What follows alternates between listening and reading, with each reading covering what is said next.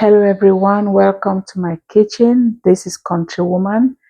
So today we will be making what we call bitter leaf. It is actually sweet bitter leaf. There is one bitter leaf that can be very bitter.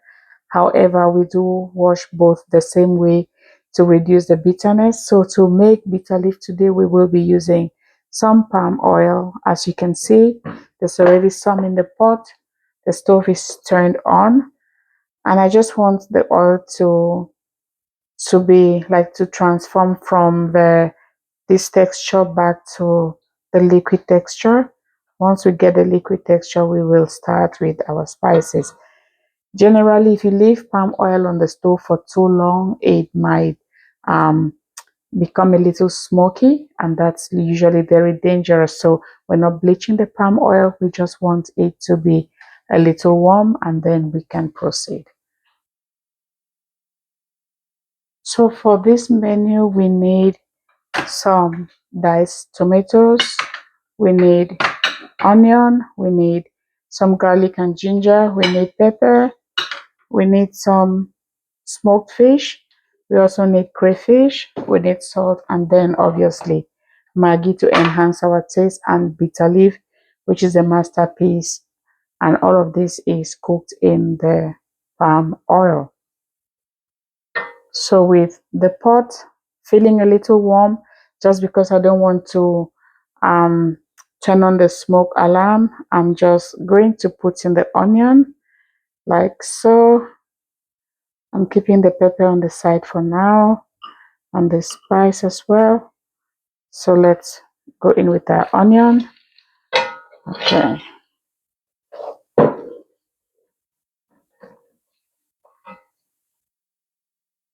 So once the onion is in the pot, we want it to cook for a bit, and once we find that the onion has lost its I'll say turgidity, then we can go on to add the tomatoes. As you can see, the onion is cooking really good. We'll just keep stirring until we get it a little golden brown, and then we'll continue. So look at what's happening now with our pot. The onion has lost all its water. It's becoming more like lost its turgidity, as I was saying. So right now it's good time for us to put in the tomatoes and the garlic and ginger. So this is my tomato, this is garlic and ginger. In another episode, I'll show you how I make my spices to save time. So let's introduce the tomatoes.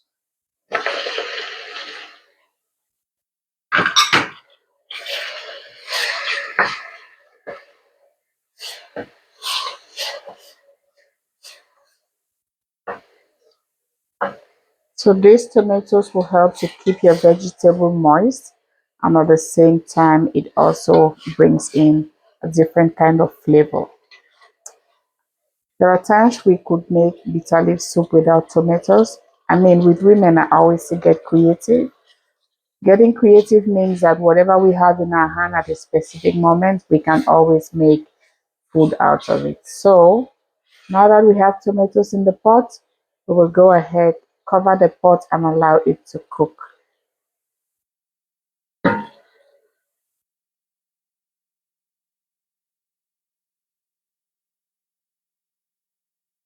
So after cooking my tomatoes for about 5 minutes, I will put in some smoked fish.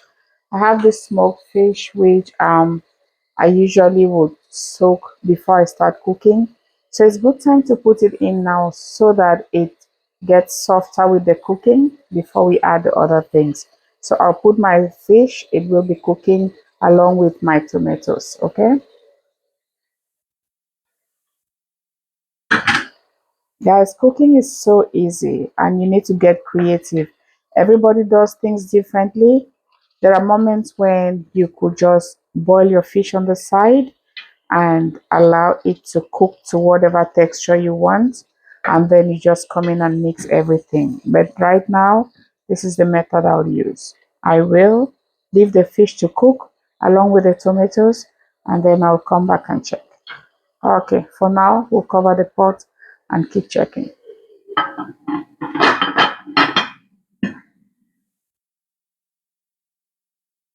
Now let's check and see what's happening in our pot.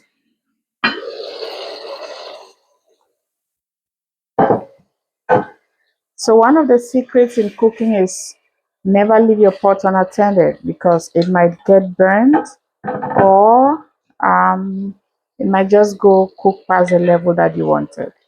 So now I'm just going to stir, and at this point I want to put in some salt so that my fish can be seasoned. Okay, so once again, countrywoman, we're using pink salt, okay, to get all the benefits.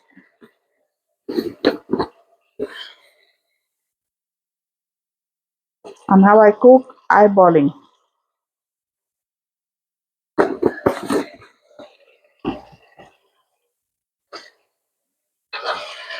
And once you've done this a few times, you just master your level of salt and you have no issues with my food is too salty. And even if it had to be, if salt had to be an issue, it's better for it to be less salty than too salty. So I would always recommend go slow, put a little bit of salt, cook, taste, and then just add. But usually, once I put in my salt, I can guarantee without a doubt, 99% of the time, that is just how much salt I needed. So once again, we will cover the pot and let the tomatoes and the fish cook.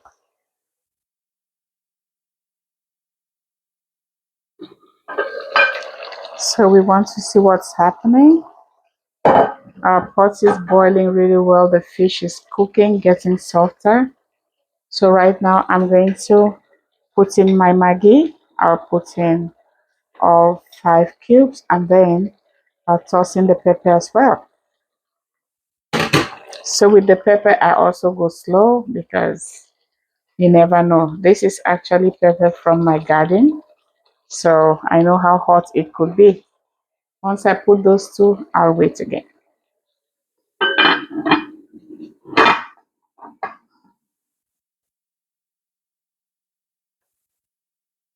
So guys, we're back to our pot to see what's happening. Here we go. Oh, okay. So we're almost there. We're almost there, guys. We're almost there. I can guarantee you that this is going to be yummy. So as I'm just checking to make sure the Maggi has dissolved. I generally don't cook with Maggi, but sometimes. mm, so this is crayfish. It is shrimp, actually the smaller version. So I'm just going to eyeball again, put a little bit. So when you're adding shrimp to your vegetables, you do it in 2 stages. You do it midway and in the end so that the flavor is enhanced. All right. So once you put the crayfish, we call it janga in our local dialect. So once we have this on, guess what? It's time for bitter leaf. Guys, see how easy that was. It's time for bitter leaf. So introduce your bitter leaf slowly and just give it that little stir.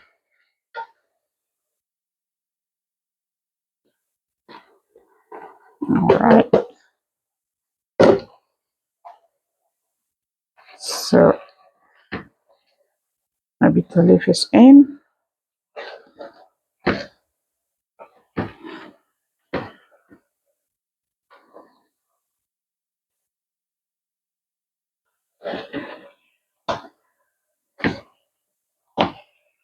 So this is called country bitter leaf because it is made without adding any other, I would say, any other elements like egusi or granite. So we call this country bitter leaf, and it's usually eaten with cornmeal, which we call fufu corn, or with plantain or cocoyam, whatever tuber you choose. But this is yummy, guys. can guarantee you that when I start eating fufu corn and this country bitter leaf, I don't stop. So this is it. There is nothing else like beef inside, just because I'm going to be serving this with um chicken, pre-made chicken on the side. So I just put in the smoked fish to get more flavor, to make it more tasty. Otherwise, this is our bitter leaf, guys. So all we need to do now is to allow this to sit for like 1 minute. Just enough time for the bitter leaf not to cook because it's already cooked, but for it to just um say trap more moisture, I would say. All right. So like I said, we are not cooking our bitter leaf for too long, but you can see, as I did tell you, see the juice is right there. So this is moist enough, good enough for us to eat. And the final stage, which is a signature of countrywoman, is adding a bit more crayfish or shrimps, and then just make sure you blend the last crayfish with the vegetable. Make sure nothing is visible. And this crayfish, you may be wondering why it appears like powder. It's because we normally prefer not to see the shrimps in the vegetable. So we would just pass it through the blender or through the coffee grinding machine for a little bit. And I can assure you that this is irresistible country bitter leaf made by country woman. And for all the country women who are watching, I always bring back my peppers to the top so that in case someone comes and dishes their food, they should not mistakenly get the peppers on the plate.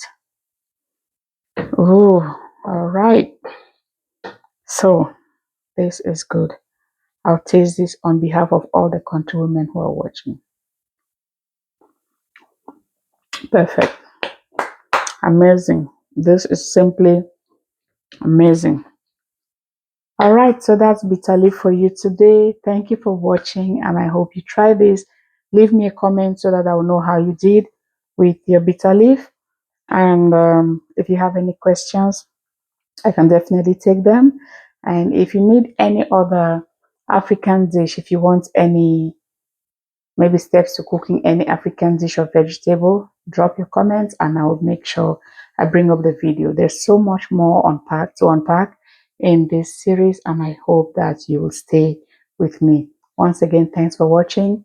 I'm Country Woman. God bless you. Bye.